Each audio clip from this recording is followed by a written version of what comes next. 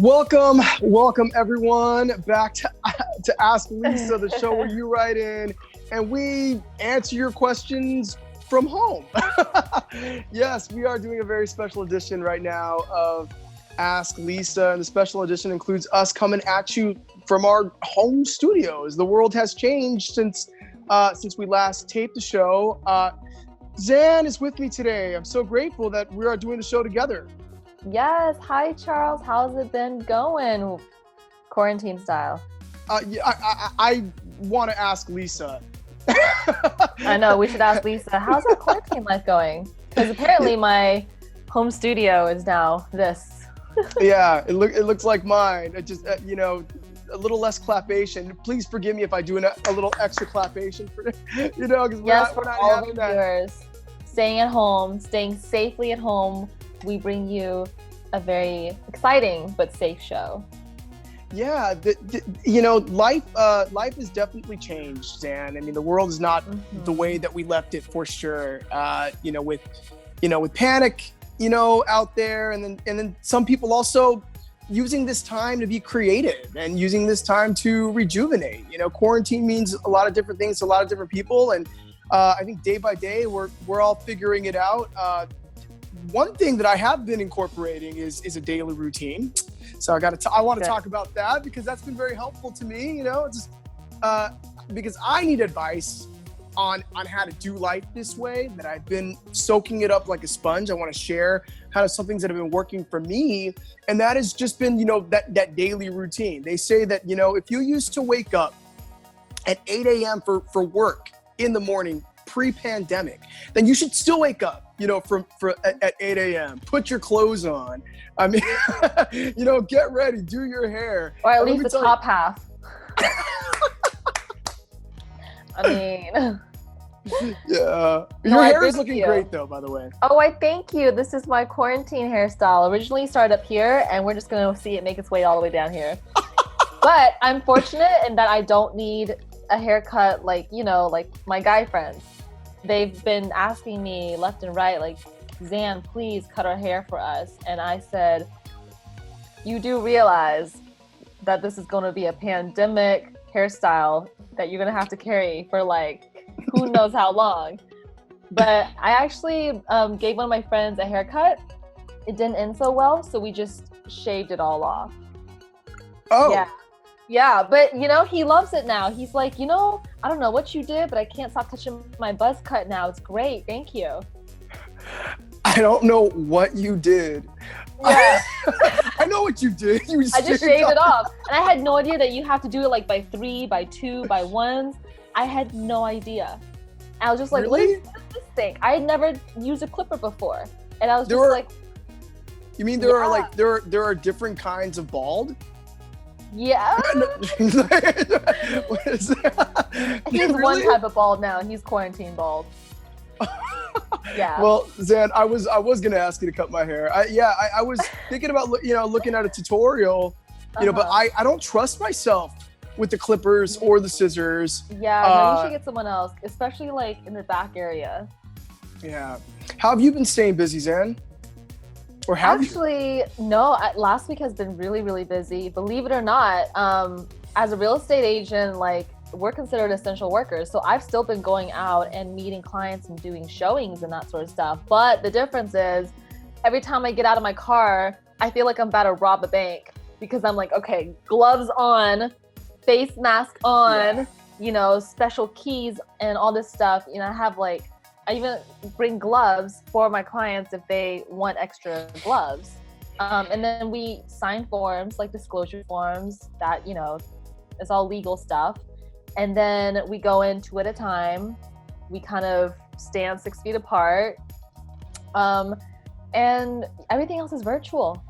Yeah. 2020. But, buying a home is such a personal experience though. And your real estate agent, guiding you every step of the way. It's a personal, you kind of become family, and to have this weird kind of distance kind of makes it, does it seem a little weird? Does it seem a little less personal to you? It's definitely a little bit less on, the physical side, because I'm a very touchy-feely person. Like I love giving hugs and that sort of stuff. But obviously we're trying to keep everybody safe. So everybody understands, you know, we've all adapted and we do virtual meetings like you and I right now on Zoom, you know, or FaceTime. It's just personal touches can also be digital. Wait, say that. All right. Well, I was gonna about to ask you. You know, say that again. Personal touches can also be digital. Well, speaking of personal touches that are also digital, we're about to hopefully touch your lives with our first letter. Dear Lysa, this is my first time writing to a column, so here it goes. I am a godfather to two beautiful young girls. While their parents, my brother and sister-in-law, are some of the most loving parents, I'm having some issues with their parenting techniques. For example, they have this army platoon mentality with the girls. If one does something wrong, both of them get punished. Their room lights go out and their doors get locked at 8 p.m. every night. If one isn't in their bed by 8, both sleep on the couch. I know children need discipline and it isn't my place to speak, but I feel they go too far. Should I mind my business or do I say something? Signed, Uncomfortably Silent. So that's an interesting one. Army platoon mentality.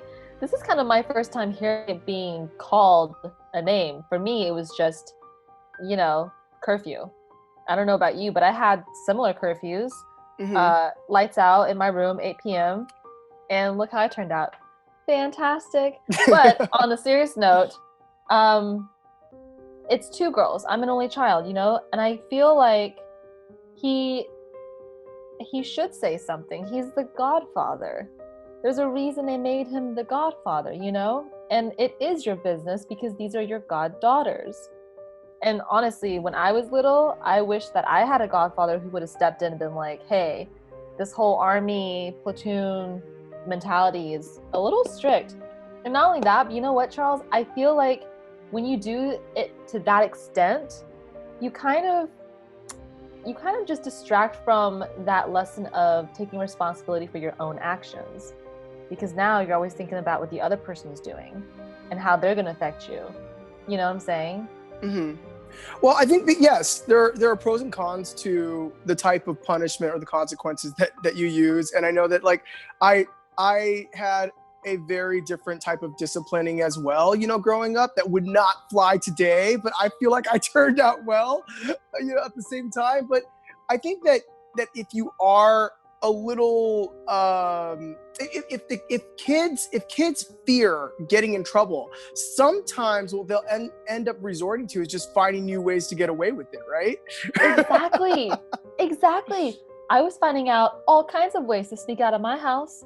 Bed sheets out the balcony, sneaking out through the window, taking my shoes off, like, you know. Wait, taking your shoes off? How does that? Okay, so like this one time I snuck out and it had rained and I forgot and my shoes were all muddy and as I was crawling back into the house, I got mud tracks all over the white carpet. Yeah. Yeah. You don't want to leave clues. Yeah, no. And I was like scrubbing the carpet at, I don't know, 2-3 a.m. in the morning, just praying nobody heard me. But that's what I'm saying. Like, you put these rules in place and you make them so strict that they're not even living life. They're not being children and having fun and playing. Instead, they're trying to think of like ways to either obey the rules and keep their sanity or ways to circumvent the rules. And, you know, kind of it turns into a mentality when they grow up. It's going to turn into that kind where they're always trying to look at ways to get around. Yeah. So, you know, should she stay uncomfortably silent? I think to a certain degree, you've got to allow parents to parent. Oh, yes. He's a godfather. Yeah. Yes. I think honestly, like, you have to allow parenting to happen. You know, you can't always butt in if it's not your place. But I don't know. I mean, you know, what do you think, Zan? I mean, at least say something. That's your job. You have a job as a godfather. But on that note, we're going to go to a quick commercial. And Don't go to sleep yet. It's not curfew. All right. And we are back. Is everyone still here? Or did they go off to curfew? Lights are still on for us here. Good, because I'm not tired. Okay, so I don't know. I feel like the consensus with Ask Lysa would be to start a conversation. Do your Godfather diligence and speak up. You know, what? I don't think there's anything to lose. Well, yeah, and I think that the beautiful thing about being a godfather is you get to be the godfather. You don't have to be the disciplinarian. Yeah. Right? You kind of almost you get to spoil them and kind of be the fun godfather. Really, I mean, really, it's a win-win. It's just I'm sure hard for the godfather to be able to watch that, but you know, there's a lot. We have to, I think, in order to kind of keep that fun role, you kind of have to keep the peace and just allow the parents to parent, you know, and then do it differently, like for yourself, you know. But again, that's just my opinion, and we've got another opinion coming up because we have another letter coming at you right now. Dear Lysa, my boyfriend and I have been together for almost 4 years. He is not only my boyfriend, but my best friend. We've brought up the marriage and family conversation lately, and I really do want to marry him. It's just one thing I can't get over. He's a model at a really elite agency. He's really in high demand, and I hate that he has so many females around him all the time. I always see women and men staring at him when we're out, and it drives me a little nuts. How do I tell him I want to marry him without his Hollywood circle? I know I sound really insecure. How do I deal with this? I often fantasize he will end up leaving me for some fake Hollywood IG model type. Signed, Hollywood Dreams. Wow. I felt that one. Yeah. I mean, I live in Hollywood. I know exactly what she's talking about. You do. Say it. Tell us more. I mean, it's Hollywood, baby. Like everybody's a model, whether it's Instagram or agency. I mean, okay, the only part where I don't really relate personally is the 4 years thing, because my longest has probably been like a year. But I feel like at 4 years, there's so much more than just the exterior. You know, it's more than skin. It's more than skin deep at this point. It's very emotional. It's very mental, and maybe having a little bit of that jealousy is actually healthy. Wait, say more about that. How is having a little bit of jealousy healthy? Because, okay, so I've had this thing where I liked a guy, you know, and he liked me, but he was never jealous. And that actually made me feel like I wasn't worth it if he wasn't jealous. And I've had the same issue where it's flipped, where, you know, I'm with this other guy, but I don't feel jealous whenever he's talking with other girls or whatever. And I just felt like it didn't really go anywhere with either of these guys, because I don't know, I felt like for me personally, having a little bit of jealousy was healthy as long as we communicated about it and talked about it, because I felt more wanted when somebody would get a little jealous, you know? I totally see where you're coming from, you know, Yeah. but at the same time, we do ideally want to partner with somebody who is also like their own person, who's got stuff going on, right? Yeah, absolutely. Like, and it sounds like this model has stuff going on, and he's doing his thing. He's successful, and you know, and it's kind of nice that other people kind of want him, because in a way it's like, oh, you know, she's with the one that other people want, right? Mm-hmm. I don't know. And you know what? What's your history? Like, has he ever cheated before? Oh, you know? Yes, suspicion sometimes grows from a past history. Has she been cheated on before? Maybe by somebody else? And that's like, find the root of the insecurities is what I would say to Hollywood Dreams, is look in yourself and figure out where this insecurity is coming from. Has it happened with previous relationships, with other people, different types, you know? because maybe you're just not the kind of person that wants to be in a relationship where your other half is like that, you know, like very attention receiving and, you know. Yeah, but she also knew that probably dating him like 4 years ago, that this was the industry that he is. I mean, if I were in his shoes, I'd be like, well, you know, feeling a little unaccepted. Like, you knew who I was, you know, this life that I have, you know, in some way is not good enough for you, or you want to marry me without it. It almost feels like it's not completely unconditional love. It's like, yeah, I'll love you and I'll marry you, but without all that. But I don't want to take all of that stuff. And if we can't embrace the other person fully for what they do in their lifestyle, and granted, here's what I have to say about jealousy and, you know, being desired by other people. Like, forget Hollywood dreams and the entertainment industry. You could cheat at the grocery store. Well, not right now. Oh, well, I mean, hey, that's a really sexy mask. I know. but seriously, it can happen, you know, at the post office, anywhere. I think it's a daily choice to trust your partner every single day. A daily choice.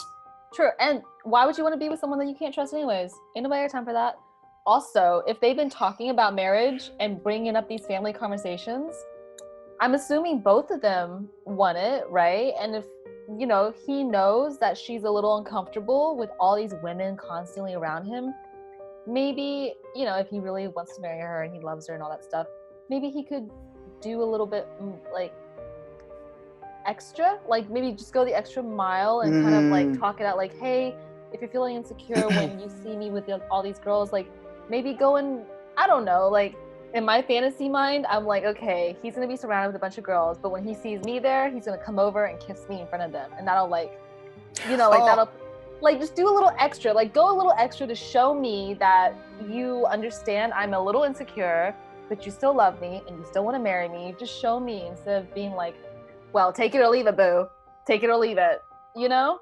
Yeah. Like, meet in the middle. Like, I'll work on my insecurities, and then you just, you know, like, meet me halfway. What you're describing is what we call healthy communication. Right? Mind blown. Oh my God. Yes, making a request, telling the other person how you feel and how they can, you know, meet you in the middle, and what things that they can do. Because here's where we run into trouble, is when we start mind reading, when we assume that the other person should assume that they know what we're thinking, or that we know what they're thinking. That's when we get into trouble. Big trouble. Can I tell you, one of my exes literally tried to tell me, listen, Charles, he tried to tell me he could read my mind. Really? Yeah, he literally tried to make me believe that he could read my mind. Well, if he can read your mind, then he shouldn't have to make you believe it, because couldn't he just tell you with his mind? Oh, that's different. That's a different power. Can he just send you the message? Oh wow. Tell me that he isn't, like, are you still talking to this guy with your mind? No way. Well, if you could read my mind right now, I would say that it is time for a commercial, and then we come back after this with some more good show. Welcome back to Ask Lysa. This is a segment that we like to call Don't Play with Love. Yes. And in our first story from a heartbreak around the world situation, we have a furious woman covered an entire town in posters to rage against her cheating partner. The signs, which depict a love heart tied in a noose, appeared all over the town as the scorned woman took aim at her adulterous boyfriend. Now the question is, would you want your friends and family to know that you've been cheated on? What do you think, Zan? Yeah, but not like that. That's tacky. Really? What's tacky? All she did was post signs around. She did? Okay, I mean, I guess there's a lot of extra people in this world, but when you first of all design a poster to post these things about your cheating partner, why would you include a link to the website of a design company? To me, I'm just kind of like, that's a little extra. And then also, yes, hell hath no fury like a woman scorned, but this was not the way to do it. Yeah. Well, what is the way to do it if you've been hurt so bad? Because, I mean, I've been hurt before, and really, my friends get tired of hearing about it. You need new friends. That's what I'm telling you. No, you know, let me tell you, just as a side note, please do not burn out your friends. Yeah. Do not burn out your friends. I've done that before. I burned out one of my friends, literally hung up the phone on me, was like, I can't deal with you. And then called me back like 4 years later to apologize. 4 years later? Yeah, because he felt bad. He was carrying this weight inside of his chest. But no, this one is kind of, it's so showy. It's very showy, and it almost seems like she wants not only her friends and family to know, but the world to know, including his circle of friends and family, and she wants that same judgment to go on him. But I'm wondering, it's like, is this his first time cheating? What, like, you know, what other conflicts had they had before? Because it almost seems like either one, they've never encountered conflict in the relationship at all, or two, they've encountered all the conflicts in the relationship, and she's just like, I'm done with you. Like, you know, we keep going through these things, and maybe things are supposed to change and improve and be different, and then you go and do this. It's like, so it's situational. It's like, what was the history? What else have you gone through? Yeah, and what is the timeline for getting over something like that? Because in the beginning, when you've been cheated on and you're so enraged, I mean, you want the other person, sounds like she wants him to feel the pain and feel the anguish that she feels. It's just like, well, then I'm going to hurt you. You know, but how long does that last? You know, because aside from allowing your friends and families to know that you've been cheated on, you still got to get over it. You know what I mean? You still got to move on at some point. You know, and maybe, you know, putting your website on there, you know, I mean, she could have a future career as a designer, like a poster designer. I don't even know what that whole deal is. Yeah, it's like you include a link to the website of a design company. Why? Anyways, that part is just whatever, but I will say, it's like everyone that's watching right now, I know has been hurt in some way or another, whether it was like professional life or family, friends, romantic life. And the thing is, you know, they're the ones that hurt you, perhaps, right? And in that sense, you kind of can play the victim role. But I will say that healing is 100% like your responsibility. I'm sorry. Yes. We need like slow build-up music, because I will tell you, I played the victim role in a previous burn, and I played that for years, to the point where I didn't even know who I used to be anymore. I had no idea who I was except for the person that got hurt by so-and-so. And then I read somewhere, it's probably like an Instagram post, I mean, you know, and it was like, no matter what happens, healing is your responsibility, because you live your life. It's your life at the end of the day. No matter what anyone else does to you, maybe like their trespasses and their wrongdoings, that's on them, and it's affected you, fine, you know, but you have to heal. You can't just like sit there and drink poison and expect the other person to die. That's just... Ooh, that's deep, Zan. That is deep. I mean, I've been there. Yeah. I think today, though, social media makes it easier for victims to be victims, because you got the comment section. I mean, if you want people to agree with you, you're going to find some people that agree with you. If you want people to that are not going to agree with you, they're not going to agree with you. I mean, nobody's afraid to say it now.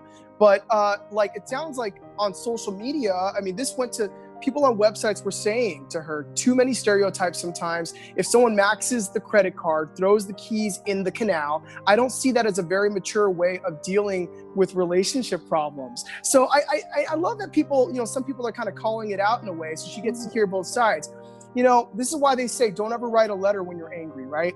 Yes. Because, right, you're not really rationalizing, able to rationalize kind of your feelings. You know, you got to take some time away from that. And right now, we're going to take some time away from from this Don't Play with Love to go into our next segment that we like to call Pick Side. Let me see. We got Zan on this side, me on this side. Well, I don't know if it's this side or this side, but here we go. Are you Team A or Team B? Let's see what side you're on, Zan. Okay, here we go. Team Z. Team Z. I'm Team C. All right. My husband and his friends spend every Saturday telling stories about people they hate at work. Who gossips more, men or women? You go first. You go first. You go first. I think it's equal. I think it's equal. I think Okay. they would say that men gossip less than women or whatever. So I think it's equal. Okay. Yeah, Well- I'm team both. Oh, you're team both. You're not even leaving me with a side. Okay.